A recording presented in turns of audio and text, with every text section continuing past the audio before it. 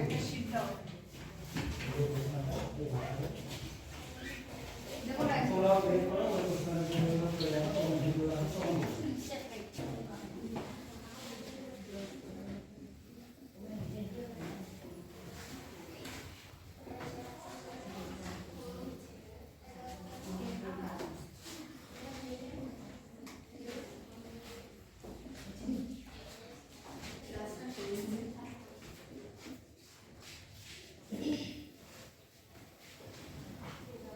বোর্ডে লেখা আছে বচন পরিবর্তন।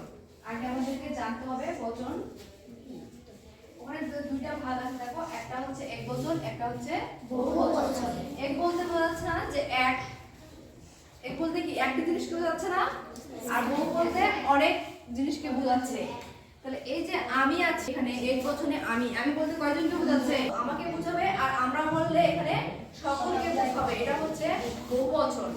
তারপরে দেখো তুমি, তোমরা, তুমি বলতে আমি একজনকে বোঝাচ্ছি, আর যখন তোমরা বলবো তখন কি এখানে একেরও অধিক থাকবে। বুঝতে পারছো? তারপর দিয়ে এখানে বোঝানো হচ্ছে। তারপরে তোমরা, তোমাদের, তোমরা বলতে কিন্তু আমি এখানে একজনকে বোঝাবো। যখন তোমাদের হবে তখন কি আমি সকলকে বোঝাবো। তারপরে ওর, ওর ওর আছে, ওর মানে কি আমি একজনকে বোঝাচ্ছি যে ওর। যখন ওদের বলবো তখন কি সকলকে। এক কথায় আমরা বলবো যে এক বচন মানে